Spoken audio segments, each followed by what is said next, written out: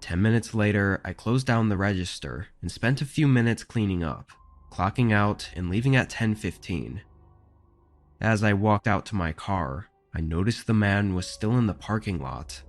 He was standing awkwardly outside of his car with his hands at his side, just looking at the store. I got in my car and went home. I didn't have work the following day, so I stayed up a bit later than usual. I didn't get into bed until probably 1 a.m. Only moments after getting under the covers though, a bright light glared into my bedroom through one of the windows. I thought it was a neighbor pulling in, so I didn't really care about it. After a second, the light shut off, which unconsciously confirmed to me that it was just headlights. I fell asleep only a couple minutes later. I woke up in the night to what I thought was my phone ringing. The way I woke up, half asleep and in the middle of a dream, it was hard to tell what was real and what wasn't. I rubbed my eyes and tapped my phone on the nightstand.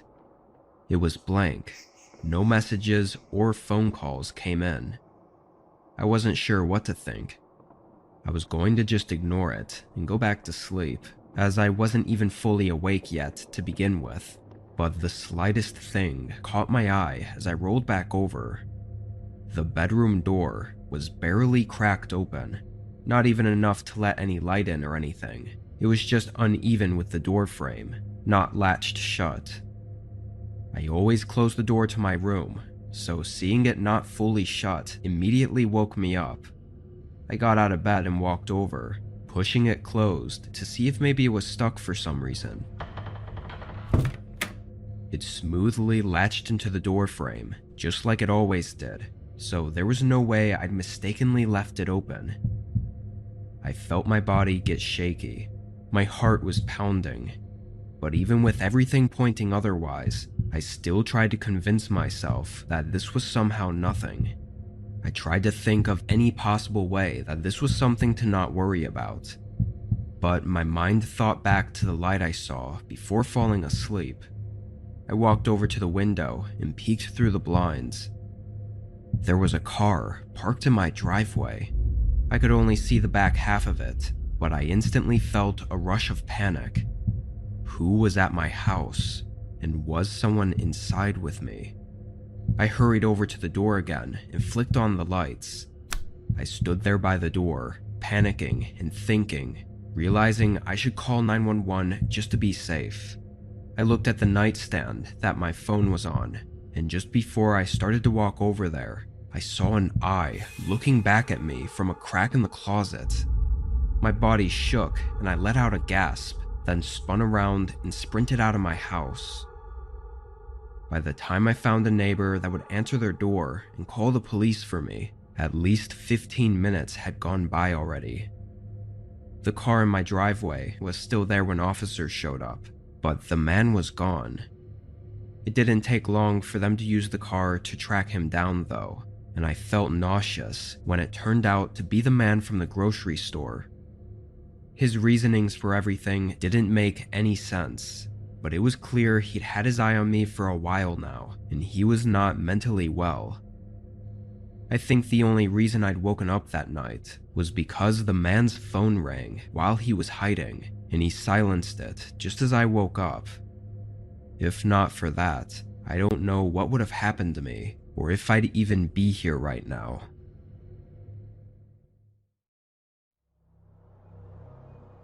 I work at a really trashy bowling alley in my small town. It's one of those family-owned type places. Real small and not the best, but in our town it was a regular place a lot of people went to for some reason. I think it was because it was one of the only 24/7 places open for people to hang at. At least it used to be. This was in December. I had the dreaded 10 to 6 shift. It was almost always dead, and this night it was even more so. There was a huge snowstorm rolling through our town. From the time I clocked in and took over for the last shift, not a single customer was there. I spent 2 hours cleaning up all the lanes except for one, just in case a group happened to come in later. I checked out the windows. The parking lot was empty and snow was stacking up. I wasn't sure someone could even drive through the parking lot with all this snow unless a plow truck came through. After a bit, I pulled up a chair to the window and sat down, just looking out and resting, as there was nothing else to do. The place didn't have cameras, let alone anyone to watch them, so taking long breaks on slow days, or even sometimes sleeping, was easy to get away with. Another hour or so went by, when seemingly out of nowhere, there was a loud thud from behind the bowling lanes. I think I was half asleep when it happened, but I jolted up. I got off the chair and walked toward the back room. I really had no clue what that was. Maybe it had something to do with the snowstorm outside. The back room was where all the pins and bowling balls were stored, along with all the machines that run everything. It's basically a long hallway going the full length of the building. When I opened the door, it was completely dark. I didn't hear or see anything at first, until I looked down. There was water going down the hallway in a very clear footstep pattern. My face went pale. "Hello? Who's in here?"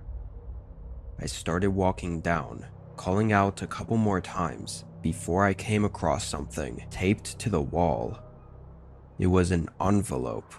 In it were pictures, like Polaroids, of me working alone that night. There were some of me cleaning the lanes and just walking around, and one was disturbingly close to me as I was sitting by the window. It looked like they must have only been a few feet behind me. I felt like I was gonna faint. I ran back out the way I came and right to the front desk, dialing 911. I tried waiting for a minute, but the silence of the building and the unknowingness of what was going on just started to build up anxiety in me. I ended up running out to my car and waiting in there. Despite the weather, police actually got there really quick, like in 2 or 3 minutes. Whoever had been stalking me that night left no traces. Of course, the trashy place didn't have any cameras, so there was nothing else to go on. I don't know what that person was trying to do, or if it was just some sick joke, or what. Since then, I didn't have anything else happen. I quit a couple months after though,